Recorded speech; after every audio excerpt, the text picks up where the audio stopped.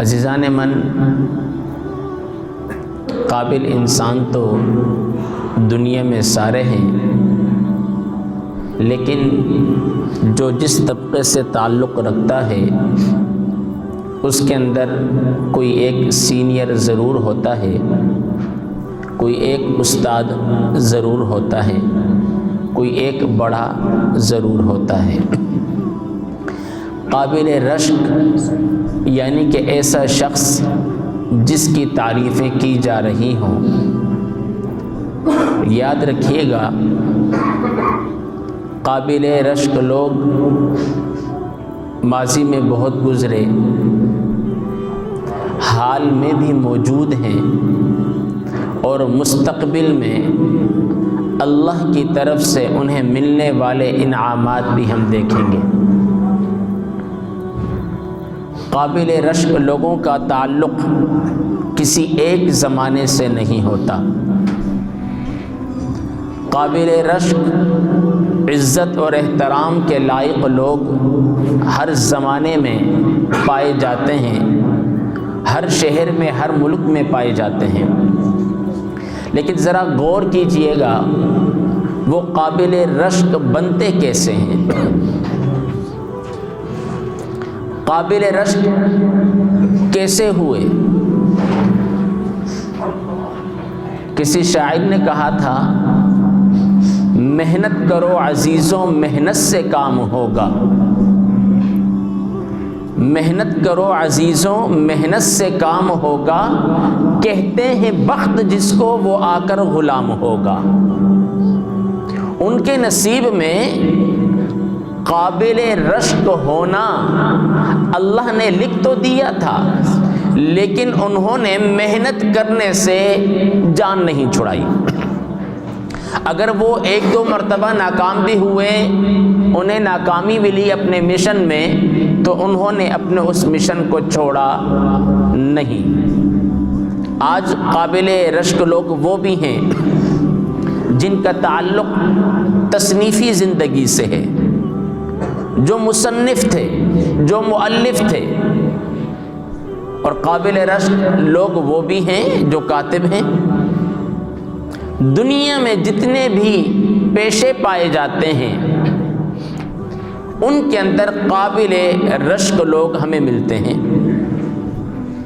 مثال کے طور پر، آپ اگر مدرسے میں آپ کا فرزند پڑھتا ہے تو آپ دیکھیں گے ایک استاد وہ ہے جو آپ کے بچے کو پڑھاتا ہے، اور اس کے علاوہ بہت سارے استاد ہیں، لیکن بچہ ادب سب کا کرتا ہے۔ ان تمام استادوں کا ایک بڑا استاد ہوتا ہے جسے اردو زبان کے اندر استاد الاساتذہ کہا جاتا ہے، استادوں کا استاد۔ اب اس کا جو مقام اور مرتبہ ہے وہ باقی استاد کی طرح نہیں، باقی استاد سے ارفع و اعلیٰ ہے۔ باقی استاد کا مقام اپنی جگہ، اور قابل رشک عظیم لوگ پیارے نبی کے اصحاب بھی ٹھہرے۔ دیکھیں، حضور اکرم صلی اللہ علیہ وسلم کو کفار نے بھی دیکھا، کفار نے بھی آپ صلی اللہ علیہ وسلم کا دیدار کیا، لیکن وہ قابل رشک نہیں بنے۔ قابل رشک وہ اصحاب نبی بنے جنہوں نے حالت ایمان کے اندر حضور اکرم صلی اللہ علیہ وسلم کے چہرہ انور کو دیکھا اور دارہ اسلام میں داخل ہوئے۔ پھر اس کے بعد صحابہ کے بعد تابعی ہوتا ہے۔ تابعی اسے کہتے ہیں جس نے صحابہ کرام کی صحبت پائی ہو، صحابہ کرام سے ڈائریکٹ فیض لیا ہو۔ تابعی کے اندر ایک نام حضرت حسن بصری رضی اللہ تعالی عنہ کا بھی آتا ہے۔ آپ نے حضرت علی رضی اللہ تعالی عنہ سے ڈائریکٹ فیض لیا۔ پھر تابعی کے بعد تبع تابعی، اس طرح یہ سلسلہ چلتا رہتا ہے۔ لیکن قابل رشک لوگ جو حضور اکرم صلی اللہ علیہ وآلہ وسلم نے بیان فرمائے وہ فقط دو ہیں۔ میرے نزدیک، آپ کے نزدیک قابل صد احترام عزت و تکریم کے لائق وہی شخص ہے دنیا داروں کی نظر میں جس کے پاس ٹھیک ٹھاک بینک بیلنس موجود ہے، جس کے پاس وی آئی پی گاڑی موجود ہے، جو ٹاٹ باٹ کے ساتھ رہتا ہے، جس کا لباس دیکھ کر لوگ گفت و شنید شروع کر دیتے ہیں، یہ تو ہزاروں روپے کا لباس پہنتا ہے۔ لیکن اللہ کے نبی نے ارشاد فرمایا دنیا میں قابل رشک کون لوگ ہیں؟ فرمایا خیرکم من تعلم القرآن وعلمہ، تم میں سے بہتر وہ ہے، تم میں قابل رشک وہ ہے من تعلم القرآن وعلمہ، جو قرآن کی تعلیم حاصل کرتا ہے اور دوسروں کو قرآن کی تعلیم دیتا ہے۔ دنیا داروں کی نظر میں قابل رشک کون؟ جس کے پاس پیسہ، جس کے پاس کسی بڑے ٹاؤن کے اندر، مشہور و معروف ٹاؤن کے اندر پلاٹ، زمین، مکان، بنگلے، میرے اور آپ کی نظر میں یہ ہے۔ لوگ تو چڑھتے سورج کو سلام کرتے ہیں نا، محاورہ مشہور ہے۔ لیکن اللہ کے نبی نے ارشاد فرمایا خیرکم من تعلم القرآن وعلمہ، فرمایا میری امت میں قابل رشک، میری امت کے اندر وہ لوگ قابل صد احترام ہیں جو قرآن کی تعلیم خود حاصل کرتے ہیں اور دوسروں کو قرآن کی تعلیم دیتے ہیں۔ آج مجھے بتائیے قرآن کی تعلیم حاصل کرنے والے طلبہ کی تعداد کتنی ہے؟ ایک ریسرچ میں نے پڑھا 2019 کے سالانہ امتحان کے اندر مدارس کے آپ کے پاکستان کے اندر کل 12 لاکھ حفاظ فارغ ہوئے تھے۔ 12 لاکھ بچوں نے اپنے سینے کے اندر اللہ کی کتاب کو محفوظ کیا۔ کتنے خوش نصیب ہیں وہ والدین جو محنت کر کے، تگ و دو کر کے، نہ سردی کو دیکھتے ہیں نہ گرمی کو دیکھتے ہیں، اپنے بچے کو وقت پر مدرسے پہنچاتے ہیں۔ لیکن اللہ ان کی محنت کو ضائع نہیں کرتا۔ میں نے شروع میں کہا، شاعر نے کہا محنت کرو عزیزوں، محنت سے کام ہوگا، کہتے ہیں بخت جس کو وہ آ کر غلام ہوگا۔ نصیب بعض دفعہ بنانا پڑتا ہے۔ اگر آپ کے پاس یک کے بعد دیگر مصیبتیں، پریشانیاں، غم، مصائب، آلام آئے جا رہے ہیں، آپ کہتے ہیں بس یار کیا کروں، میرے نصیب میں یہی لکھا ہے۔ یقیناً نصیب میں لکھا ہے۔ وہ میں بارہا حضرت علی رضی اللہ تعالی عنہ کا واقعہ آپ کو سناتا ہوں۔ حضرت علی رضی اللہ تعالی عنہ کے پاس ایک سائل آیا اور اس نے کہا کہ جب انسان شکم مادر میں تھا، اللہ نے اس کی تقدیر لکھ دی کہ اس نے دنیا کے اندر 60-65 برس رہنا ہے، 5 سال کی مدت اس کی بیماری میں بسر ہوگی، اس کو خوشی کے چند ایام ملیں گے، باقی اس کی زندگی کے اندر بیماریاں، غم، مصائب اور آلام ہیں، درد و کرب میں مبتلا ہوگا۔ جب اللہ نے پوری انسان کی تقدیر لکھ دی تو اب اللہ سے دعا مانگنے کی کیا ضرورت ہے؟ سوال بڑا اہم تھا، اور یاد رکھیے گا السوال نصف العلم، سوال کرنا آدھا علم ہے۔ سوال کرنا، ظاہر سی بات ہے جب تک آپ سوال نہیں کریں گے کوئی آپ کو جواب نہیں دے گا۔ جب انسان کسی مصیبت میں مبتلا ہوتا ہے تو اپنے سینئر کے پاس جا کر ان سے مشورہ طلب کرتا ہے، تو سوال کرنا وہ آدھا علم ہے۔ حضرت علی رضی اللہ تعالی عنہ نے ارشاد فرمایا آپ کا سوال بہت اہم ہے، لیکن اس کا جواب بھی سنتے چلے جاؤ۔ بات آپ کی درست، اللہ کے نبی، اللہ نے تقدیر لکھ دی جب انسان شکم مادر میں تھا، لیکن اب دعا مانگنے کی کیا ضرورت؟ حضرت علی نے فرمایا ہو سکتا ہے رب نے تیری تقدیر میں یہ لکھا ہو کہ تجھے جو کچھ بھی دنیا میں ملے گا فقط مانگنے سے ملے گا۔ آج ہم لوگ دعاؤں کا اہتمام نہیں کرتے، سلام پھینک کر یوں بھاگتے ہیں جس سے فلائٹ ہماری اڑنے والی ہے۔ اور بعض لوگ تو صفوں کو چیر کر نکلتے ہیں، جنہیں اتنی جلدی ہے وہ مسجد کا ماحول خراب نہ کیا کریں. دعوت فکر دے رہا ہوں، وہ کوشش کریں آخر میں نماز پڑھیں یا فقط کسی کونے پہ نماز پڑھیں، صف کے کنارے پر نماز پڑھیں، تاکہ دوسروں کا جو تخیل، جو خیال ان کا اللہ رب العالمین کے ساتھ جڑا ہوا ہے، اس خیال کے اندر آپ کا خیال نہ آ جائے اور ان کا خیال بھٹک نہ جائے. کوشش یہ کیا کریں. فقط اس مسجد کی بات نہیں کرتا، کہیں پر بھی آپ نماز پڑھیں.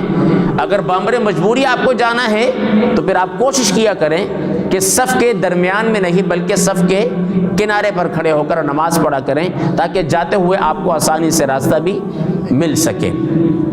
باقی دوسری بات، مجھ سے ساتھیوں نے کہا جب ہم لوگ نماز کے لیے آتے ہیں جمعے میں تو 12ویں صفوں میں ساتھی بیٹھتے ہیں. کچھ ساتھی ایسے ہیں جو کاندھوں کو پھلانگ کر آگے آنے کی کوشش کرتے ہیں. مجھ سے کافی جمعے پہلے یہ بات کی گئی تو یاد رکھیں حدیث مبارکہ، قال رسول اللہ صلی اللہ علیہ وسلم من تخطى رقاب الناس یوم الجمعۃ اتخذ جسرا الى جہنم او کما قال. ترجمہ کیا ہے، مفہوم کیا ہے؟ فرمایا کہ جب جمعے کے دن امام خطبہ دینے کے لیے بیٹھ جائے اور کوئی شخص دیر سے آیا اور وہ لوگوں کے کاندھوں کو پھلانگ کر آگے آنے کی کوشش کر رہا ہے، فرمایا جسرن الی جہنم، گویا کہ وہ جہنم کے اوپر اپنا پل بنا رہا ہے. کتنی سخت وعید ہے. ہمیں معلوم ہوتی بھی ہے لیکن ہم کوشش کرتے ہیں آگے چلے جائیں. جب آگے آنا ہے تو ہر کام وقت سے پہلے کیا کرو بھائی، وقت سے پہلے مسجد میں داخل ہو جاؤ. تو قابل رشک عظیم لوگوں کی فہرست بہت طویل ہے. امام بخاری علیہ الرحمہ قابل رشک ہیں. آپ نے جو محنت کی، جو کارنامہ سر انجام دیا، انہیں دنیا سے رخصت ہوئے کئی صدیاں بیت گئیں، لیکن آج بھی ان کا نام زندہ و جاوید ہے. فقہ کے امام، فقہی مسائل کے اندر ہم جن کی تقلید کرتے ہیں وہ 4 امام ہیں، لیکن ہم جن کی کرتے ہیں وہ حضرت امام اعظم ابو حنیفہ، جن کا اصل نام حضرت نعمان بن ثابت ہے. فقہی مسائل کے 4 امام گزرے، اس کے علاوہ چھوٹے امام بہت سارے، حضرت امام مالک، حضرت امام شافعی، حضرت امام احمد بن حنبل اور حضرت امام اعظم ابو حنیفہ. یہ قابل رشک لوگ ہیں. اس طریقے سے اگر آپ قائد اعظم محمد علی جناح کی تاریخ کو دیکھیے، وہ بھی قابل رشک ہیں. اور آپ تجارت کرتے ہیں، کاروبار کرتے ہیں، اب آپ کو معلوم ہوگا کہ دنیا کا سب سے بڑا بزنس مین کون ہے، وہ آپ کے لیے قابل رشک ہے.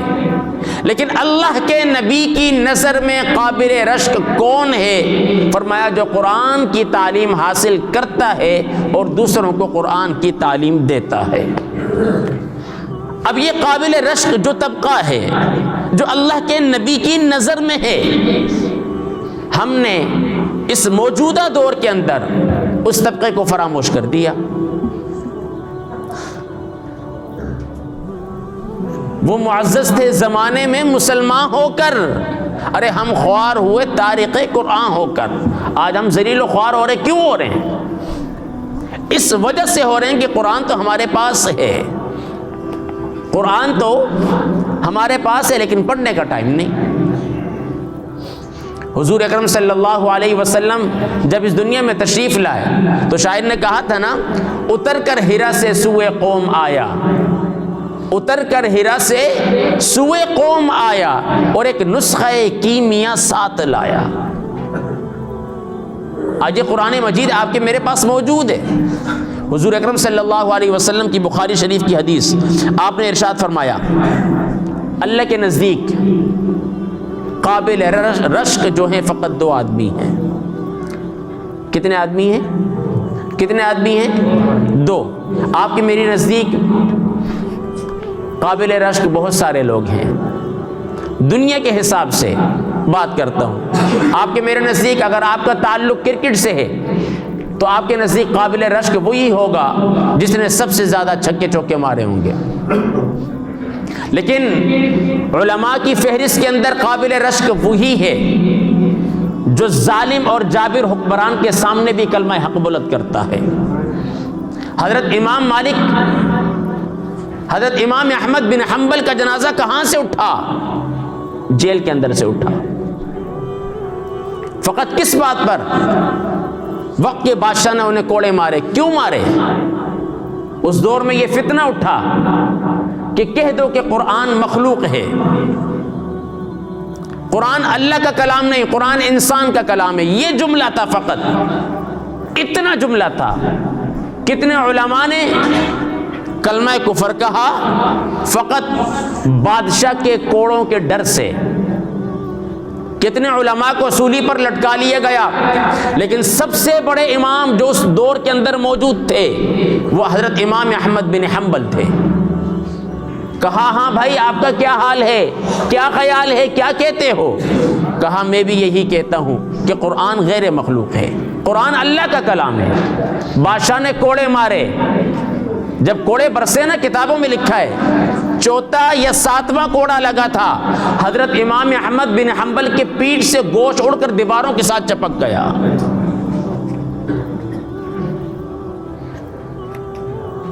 اور وہ بڑی طویل کہانی ہے۔ راستے میں ابو الہیثم ملا تھا، وقت کا بہت بڑا ڈاکو، چور۔ حضرت امام احمد بن حنبل بادشاہ کے دربار میں جا رہے ہیں، بادشاہ نے بلایا، وہاں سے چور رہائی پا کر آ رہا تھا۔ اب چور نے حضرت امام احمد بن حنبل کو دیکھ لیا، اور یہ ہوتا ہے کہ امام مسجد سب کو نہیں جانتا، لیکن مقتدی امام مسجد کو ضرور جانتے ہیں۔ حضرت امام احمد بن حنبل کو جب دیکھا تو اس نے کہا امام آج بادشاہ کے دربار میں کیسے؟ کہا بادشاہ نے بلایا ہے۔ جاتے جاتے اس ابو الہیثم جو ڈاکو تھا، جو چور تھا، اس نے کہا امام صاحب میری ایک بات یاد رکھیے گا، آپ بادشاہ کے کوڑوں کے ڈر سے گھبرائیے گا مت۔ میں نے بادشاہ کے کوڑے کھائے، میں اپنے مشن سے پیچھے نہیں ہٹا، رہائی پا لی ہے لیکن جا کر پھر چوری کروں گا۔ لیکن امام صاحب اگر آپ نے بادشاہ کے کوڑوں کے ڈر سے حق بات کہنا چھوڑ دی تو آپ کے پیچھے جتنے لوگ چلیں گے سارے گمراہ ہو جائیں گے۔ پھر جب آپ جانے لگے، اندر داخل ہوئے، تو آپ کی زبان پر یہی الفاظ تھے، اللہم ارحم ابو الہیثم، اللہم ارحم ابو الہیثم، اے اللہ ابو الہیثم پر رحم فرما۔ بادشاہ نے پھر پوچھا وہ کون ہے؟ کہا وہی چور جس کو ابھی آپ نے رہائی دی ہے، اس نے مجھے یہ نصیحت کی، یہ نصیحت میرے کام آ گئی۔ بعض دفعہ ایسا ہوتا ہے کہ پڑھا لکھا انسان، علم و دانش والا انسان اس انداز کی گفتگو نہیں کر سکتا جس انداز کا فقط ایک جملہ ایک جاہل کہہ دیتا ہے۔ ایسا بھی ہم نے دیکھا معاشرے کے اندر۔ لیکن عزیزان من، حضور اکرم صلی اللہ علیہ وسلم کی نظر میں اور اللہ کی نظر میں قابل رشک صرف 2 لوگ ہیں۔ کتنے لوگ ہیں؟ پہلی، اور یہ بخاری شریف کی حدیث ہے، فرمایا اللہ نے جسے قرآن کی نعمت دی، اللہ نے جسے قرآن کی نعمت دی اور وہ شب و روز اس میں مشغول رہتا ہے، اللہ کی نظر میں قابل رشک۔ میری اور آپ کی جستجو، کوشش، تگودو یہی ہوتی ہے کہ دنیا میں میرا نام روشن ہو، لیکن جو اللہ والے ہوتے ہیں وہ یہ چاہتے ہیں کہ ہم دنیا میں گمنام رہیں، اللہ کی فہرست کے اندر، اللہ کے نیک بندوں کی فہرست کے اندر ہمارا نام آ جائے۔ ان کی یہ آرزو، یہ تگودو، یہ کوشش ہوتی ہے۔ لیکن دنیا دار انسان کی کیا کوشش ہوتی ہے؟ اگر میں تاجر ہوں تو میرے مد مقابل کوئی دوسرا تاجر نہ ہو، میرے پاس اتنی مال اور دولت ہونی چاہیے۔ اور دوسرا قابل رشک انسان کون؟ اللہ اور اس کے نبی کی نظر میں حضور اکرم صلی اللہ علیہ وسلم نے ارشاد فرمایا، جسے اللہ نے مال دیا ہو، کیا دیا ہو؟ اونچی بولو، کیا دیا ہو؟ جسے اللہ نے مال دیا ہو اور وہ دن رات اس خیال میں مگن ہو کہ میں کس طریقے سے اس مال کو اللہ کی راہ میں خرچ کروں۔ یہ 2 اشخاص جو اللہ اور اس کے رسول کی نظر میں قابل رشک ہیں۔ اب ذرا غور کیجئے نا، قرآن ہمارے پاس ہے، ایمانداری سے بتائیے روزانہ قرآن الا ماشاء اللہ چند لوگ پڑھتے ہوں گے؟ کچھ لوگ تو فقط حصول برکت کے لیے پڑھتے ہیں، اور کچھ ایسے ہیں جو فقط ماہ رمضان المبارک کے اندر قرآن مجید کو ہاتھ لگاتے ہیں، اور کچھ ایسے بھی ہیں جو قرآن خوانیوں کے اندر چلے جائیں، کسی محفل میں چلے جائیں تو فقط قرآن مجید کا سپارہ اٹھا کر اسے بوسہ دے کے واپس رکھ دیتے ہیں۔ خدا کے لیے قرآن کو پڑھیں، قرآن کو پڑھیں، اس کو سمجھیں، اس پر عمل پیرا ہوں۔ میں نے پچھلے جمعے جو کہا تھا کہ سورہ کہف کی تلاوت کریں، ترجمے کے ساتھ کریں، تو ایک شخص میرے پاس آیا، اس نے کہا امام صاحب سورہ کہف تو میں نے پوری پڑھ لی تھی پہلے، فقط میں نے اس کی شروع کی 5-10 آیات ترجمے کے ساتھ پڑھی، مجھے مزہ آ گیا۔ تو میں نے کہا بندے خدا کے یہ اللہ کی طرف سے میسج ہے، پیغام ہے، آپ جب ترجمے کے ساتھ پڑھو گے تو مزہ کیوں نہیں آئے گا؟ آسان انداز میں علماء کرام نے اس کے ترجمے کیے ہیں، مفسرین نے، آپ انہیں پڑھیں، خدا کے لیے اپنی زندگیوں کو غنیمت جانیں۔ اللہ نے آج وقت دیا، مال دیا اللہ نے، اللہ کا شکر ادا کریں، لیکن اس مال کو کوشش کریں کہ اپنے ہاتھ سے کسی نیک راستے میں خرچ کر کے جائیں۔ نہ معلوم کتنے ایسے دولت کے انبار ہیں لوگوں کے پاس۔ وہ دنیا کا سب سے بڑا جو مالدار امیر کبیر انسان تھا، جب وہ مرا تو بتائیں اس کی قبر سونے کی بنائی گئی تھی؟ وہ ایک عرب میں تھا نا، اس کے پاس گاڑیاں جو تھیں وہ بھی سونے کی بنی ہوئی تھی، ہیرے جواہرات گاڑیوں کے اوپر لگے ہوئے تھے، اس کا جہاز اپنا تھا، سارے معاملات تھے، لیکن جب مرا تو بتاؤ کہاں گیا؟ کہاں گیا؟ قبر جو ہے نا امیر غریب کا فرق مٹا دیتی ہے۔ اور میں آپ سے اپنی دل کی بات کہنے لگا ہوں، خدا کے لیے توجہ کیجئے گا، یہ میرے دل کا درد ہے جو میں آپ سے بیان کرنے جا رہا ہوں۔ قبرستان جایا کریں، خدا کے لیے اپنے عزیزوں کی قبروں پر ضرور جایا کریں، اور ہفتے میں روزانہ ایک دن مقرر کر لیں، اور کوشش کریں اپنے چھوٹے بچوں کو ساتھ لے کر جائیں۔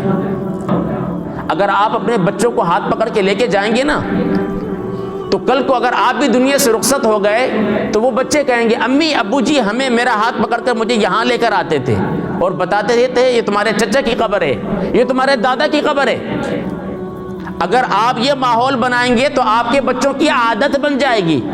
یقین جانیے وہ والدین کے چہرے جن پر میں اور آپ غم کے آثار نہیں دیکھتے تھے، جن کے رخساروں پر میں اور آپ بہتے آنسو نہیں دیکھتے تھے، آج ان کی قبر کے اوپر من و گرد و غبار پڑی ہے، کوئی صاف کرنے والا نہیں ہے۔ خدا کے لیے دنیا کے معاملات جہاں رکھ رہے ہو اپنے آپ کو اچھا بنا کر رکھتے ہو، ہونا چاہیے، لیکن قبرستان والوں کا بھی حق ہے۔ دعا کرتے ہو، دعا جہاں پہ بھی بیٹھ کے کرو، اللہ ان کو اس کا ثواب پہنچاتا ہے، لیکن جایا بھی کرو۔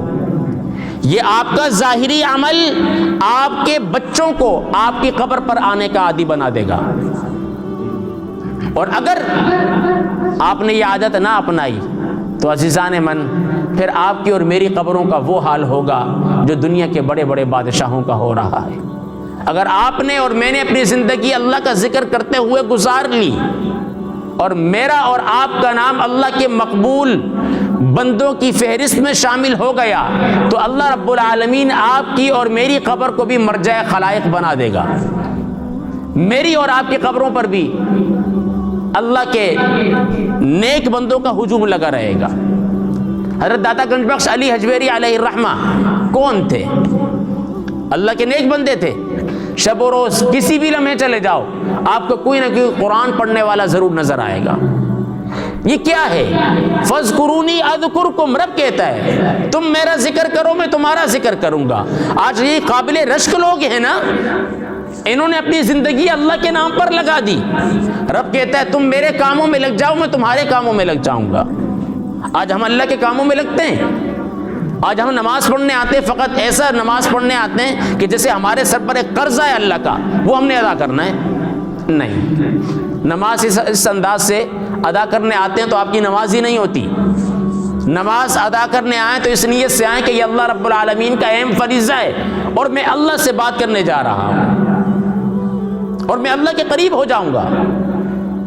اس نیت سے جب آپ لوگ نمازوں کی پابندی کریں گے تو آپ بھی دنیا کی نظر میں قابل رشک ہو جائیں گے اور فرشتوں کی نظر میں بھی قابل رشک ہو جائیں گے۔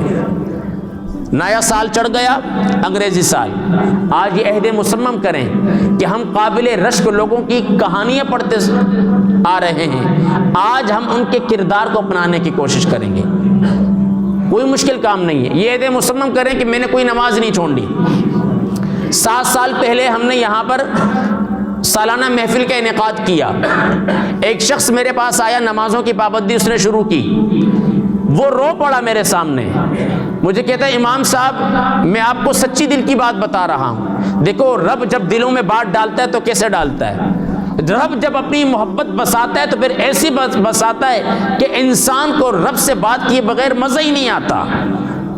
اس نے کہا امام صاحب جب سے آپ نے محفل شروع کی، پہلے سال سے لے کر 7 سال ہو گئے، جب سے آپ نے محفل شروع کی اس وقت سے لے کر آج تک فرض نماز تو دور کی بات ہے، میں نے کبھی تہجد نہیں چھوڑی۔ ایسے بھی لوگ ہیں، دل سے جو بات نکلتی ہے اثر رکھتی ہے، پر نہیں قوت پرواز مگر رکھتی ہے۔ یقیناً اللہ رب العالمین ہر ایک کو عمل کی توفیق نہیں دیتا، اتنے سارے لوگ بیٹھے ہیں، کسی ایک کو اللہ تعالیٰ عمل کی توفیق دے دیتا ہے۔ اور امام غزالی نے لکھا جو وعظ کرنے والا وعظ کرتا ہے، اگر اس کے وعظ کو کوئی ایک شخص سن لے، اس پر عمل پیرا ہو جائے تو اس خطیب کے لیے بھی اللہ تعالیٰ بخشش و مغفرت کا سامان کر دیتا ہے۔ تو عزیزان من، میری دلی دعا ہے اللہ سبحانہ و تعالیٰ مجھے اور آپ کو قابل رشک لوگوں کے طریقے پر، ان کے راستے پر چلنے کی توفیق عطا فرمائے، اور اللہ رب العالمین مجھے اور آپ کو اپنی زندگیوں کو قیمتی بنانے کی، اپنے آپ کو نیک بنانے کی توفیق عطا فرمائے۔ آمین ثم آمین۔